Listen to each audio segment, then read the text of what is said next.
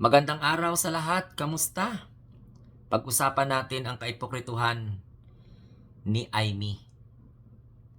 Dahil ang kapal ng mukha niya, no, na magpayo-payo, actually si Aimee isa sa mga siyam na senador na hindi po sinuportahan ang resolusyon na ikokondem sana ang kabastusan at kawalang hiyaan nitong envoy ng China sa Pilipinas na kung saan ay idineclare na persona non grata. Samantalang ang mga DDS vlogger, aba, sinisindak pa. I-close down ng Chinese Embassy ang embahada nila dito sa Pilipinas. Tapos, nagbibigay pa ng mga ultimatum na parang minamaliit yung mga elected officials at syempre, ang tagapagsalita ng Philippine Coast Guard. Sa madaling sabi, pabor itong Aimee na ito sa China at parang kulang na lang pagsabihan ang sarili niyang bansa at mga kasama na huwag pakialaman ng China dahil nasa tama po sila. Di puta, no? So ito, sabi po dito sa balita na itong si Aimee daw na nagaling-galingan,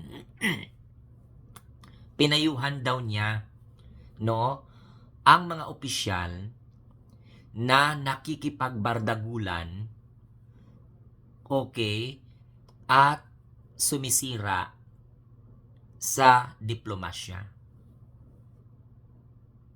Tingnan mo naman kung gaano ka-ipokrita. Nakipagbardagulan daw ang mga opisyal ng Pilipinas para sirain ang diplomasya.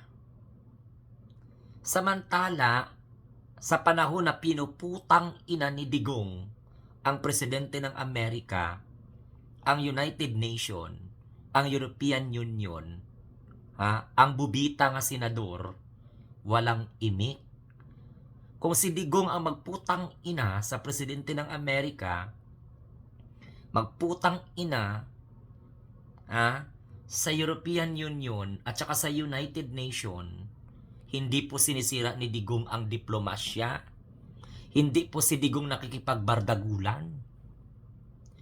Pero, ang tagapagsalita ng Philippine Coast Guard at ang kapwa niya senador, ang interpretation ni Aimee, nakikipagbardagulan na, kaya pinapayuhan niya.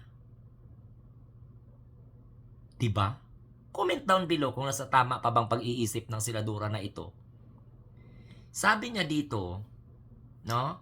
Kasi siya po yung chairman ng Committee on Foreign Relations, no? Sa Senado, pinagsabihan niya yung mga opisyal ng gobyerno na mapusok. Aba, mapusok daw.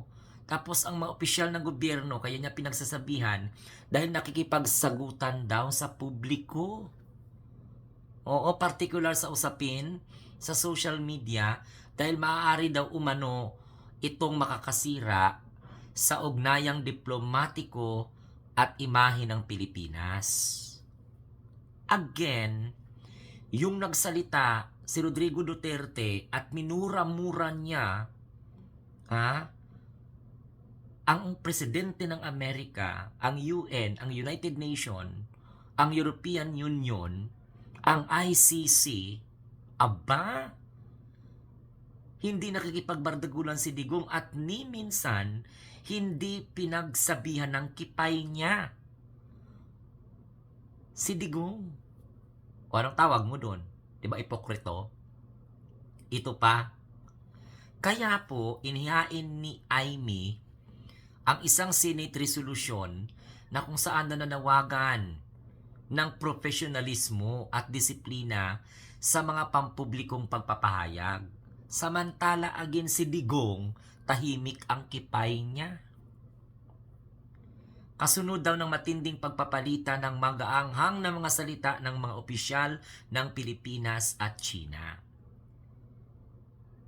Tamo? Sabi daw niya hindi na daw hangad na busalan, malayang diskurso, o gapiin yung ating mga opisyal sa pagtindig para sa soberanya ng Pilipinas.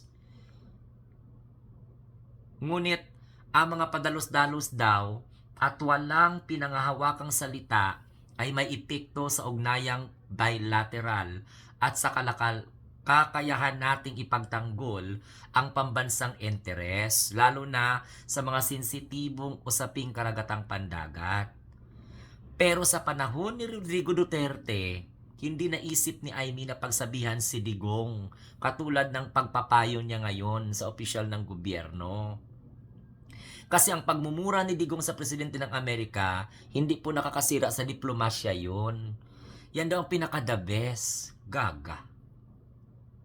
Sabi ni Amy dito, paulit-ulit na paalala daw sa Department of Foreign Affairs na daw mas mainam tugunan ang hindi pagkakaunawaan sa pamamagitan ng diplomasya sa halip na hayaang bardagulan sa publiko na maaring maglala sa tensyon. Anong ginagawa ng imboy ng China? Binabastos na kapwa mo senador? Tanga? Okay lang sa'yo? Binabastos na ang men in uniform? Tanga? Okay lang sa'yo? At saka, mas malala yung ginawa ni Rodrigo Duterte noon. Kaya palpak ang foreign relations niya dahil nagpatali ang liig niya, ang ilong niya sa China. Gets? Ay, Amy, tralala ka talaga.